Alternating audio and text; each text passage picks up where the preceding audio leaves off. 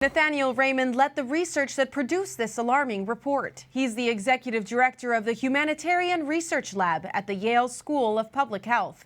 Nathaniel, thank you so much for joining us. Tell us about this study and how it was conducted. There have been rumors of these camps. They've been floating around for months, but tell us exactly why this was so critical. This report was the first effort to comprehensively document allegations that Russia is forcibly relocating, re-educating, and in some cases adopting Ukrainian children.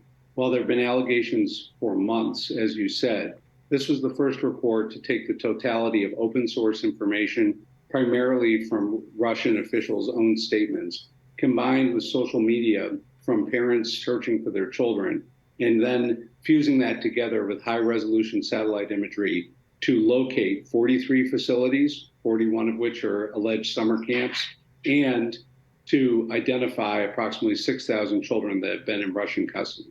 Wow, that's a lot of children. What is the relationship like between the Yale project and the State Department? While we are an independent research institution, we are part of the Conflict Observatory of the U.S. Department's Bureau of Conflict and Stabilization Operations. So we were able to work with the State Department to have access to critical data sources to do this report, such as satellite imagery. That's probably very helpful in being able to identify both the camps and the children. You were talking about the adoption of these children. Most of these children were not simply abducted. How did the government get them under their charge? And why did parents, if they did agree to this? That's a really important point. And I think that all the parents watching the show can understand the position that parents in particularly Donetsk and Luhansk in Ukraine's east were in.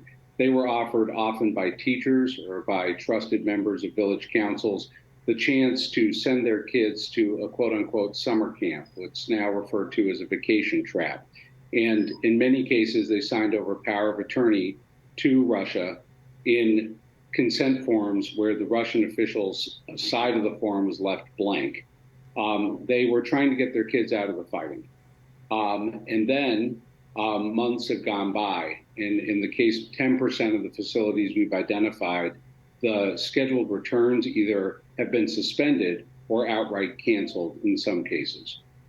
And in leading these so-called humanitarian efforts, Maria Lvova-Belova has a big role. She's been identified as the leader of this initiative, and it's said that there are U.S. sanctions against her. Can you tell us more about her role and what you've discovered?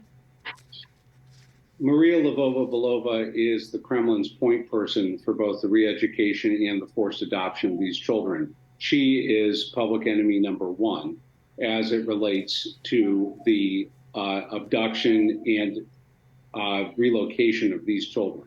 Maria Lvova-Belova, in a press event with Vladimir Putin 48 hours after a report came out, said that she herself had adopted a child, a 15-year-old boy from the Donbass, and that the military training element of this program would be expanded by 2,000 Russian and Ukrainian children. So then when you talk about the role that she's playing, what else can the U.S. do to target her if she is public enemy number one? U.S. sanctions have been floated. Sanctions were levied this morning by the U.S. government against 4 regional governors who are critical to this program. And this is an important point, that this is a whole-of-government effort by Russia that includes particularly local governors and mayors. So it is a local effort. Russia was alleged to have taken children when it took Crimea in 2014. From your work, is that true? Is this similar in action and motive?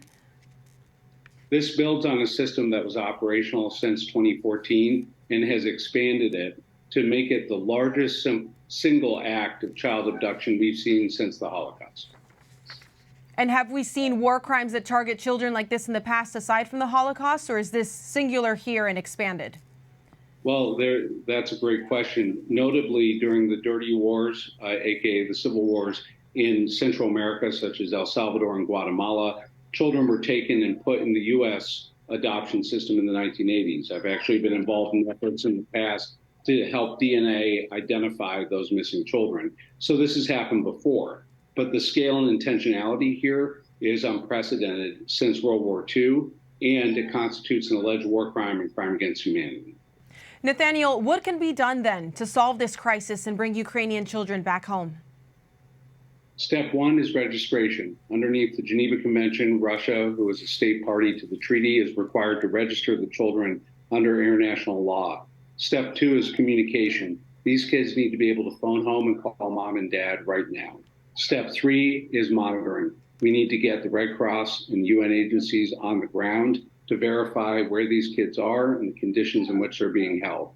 And step four is they need to be out of Russia immediately to a neutral third-party country, which is required by law. Nathaniel, one last question for you. You're an academic, you're studying this crisis. Was there anything that was particularly personally shocking for you?